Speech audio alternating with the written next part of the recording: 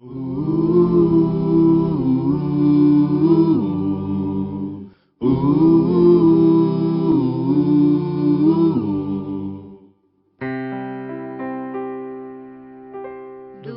teu falar, ó Salvador, jamais vou duvidar, é encorajador. Alimento Diário, série Nossa Missão, a edificação do corpo de Cristo. Título do volume 5, A Verdade Absoluta. Autor Pedro Dong. Título da semana 4, Andar na Verdade como o Novo Homem. Sábado, ler com oração Romanos capítulo 12, versículo 3. Pela graça que me foi dada, digo a cada um dentre vós que não pense de si mesmo além do que convém. Antes pense com moderação, segundo a medida da fé que Deus repartiu a cada um. Valorizar a função de cada membro do corpo de Cristo. Para andar na verdade, precisamos em primeiro lugar ter consciência de que não somos melhores que os outros. Não podemos considerar-nos superiores aos outros, nem pensar de nós além do que convém, senão não conseguiremos conviver com a verdade. Porque assim como num só corpo temos muitos membros, mas nem todos os membros têm a mesma função, assim também nós, conquanto muitos, somos um só corpo em Cristo e membros uns dos outros, tendo, porém, diferentes dons, segundo a graça que nos foi dada. Se profecia, seja segundo a proporção da fé. Se ministério, dediquemo-nos ao ministério. Ou o que ensina, esmere-se no fazê-lo. Ou o que exorta, faça-o com dedicação. O que contribui com liberalidade, o que preside com diligência, quem exerce misericórdia com alegria. Romanos 12, do versículo 4 ao 8. Recebi de Deus uma função no corpo, e o irmão a meu lado recebeu outra. Não posso desprezar esse irmão por não ter a mesma função que eu tenho. A boca tem uma função específica. Ela não pode olhar para os pés e dizer, eu falo e você não fala. E o pé não pode retrucar, mas eu ando e você não anda. Respeitando o próximo, vivemos em realidade, deixando de lado a mentira e a falsidade. Em vez de procurar honra para nós mesmos, honremos primeiro o próximo. Sejamos, portanto, zelosos e fervorosos de espírito, servindo ao Senhor com alegria e perseverança. Pratiquemos a hospitalidade, compartilhando as necessidades dos santos e abençoando as pessoas. Assim conseguiremos viver todas as virtudes de Cristo para estabelecer a verdade em nosso meio.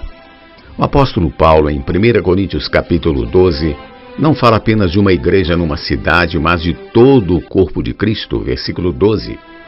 O corpo é trabalhado pela graça de Deus e constituído por todos os membros que se tornam o próprio Cristo.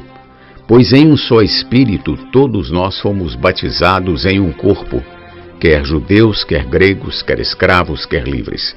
E a todos nós foi dado beber de um só Espírito, porque também o corpo não é um só membro, mas muitos. 1 Coríntios 12, versículos 13 e 14. Cada um de nós é apenas um membro.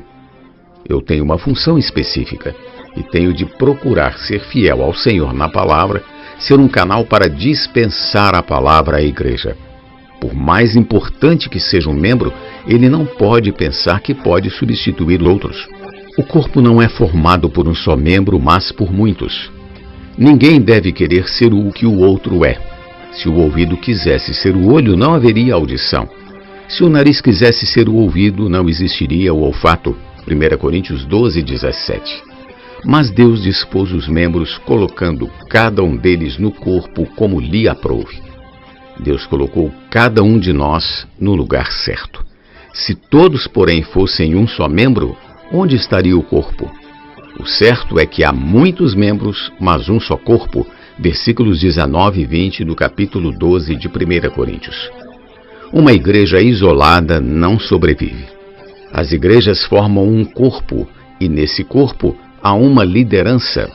A uns estabeleceu Deus na igreja, primeiramente apóstolos, em segundo lugar profetas, em terceiro lugar mestres, versículo 28, parte A, e assim sucessivamente. Como deve ser o viver prático do corpo de Cristo em realidade? Leiamos a resposta. Efésios capítulo 4, versículo 26. Irai-vos e não pequeis, não se ponha o sol sobre a vossa ira. E, porque a ira do homem não produz a justiça de Deus, Tiago 1,20. Se alguém se irar, não peca, mas a ira não produz nada saudável, não produz a justiça de Deus.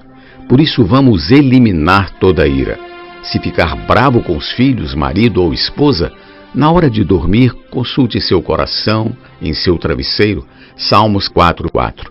Não dê brecha ao pecado. Acalme-se e ore ao Senhor. A ira não pode perdurar de um dia para o outro, porque produzirá raiz de amargura e ressentimentos e, consequentemente, criará barreiras entre as pessoas. Vivamos de forma mais tranquila, não permitindo que essas coisas aconteçam, pois nossa mente pode ser enganada pela razão.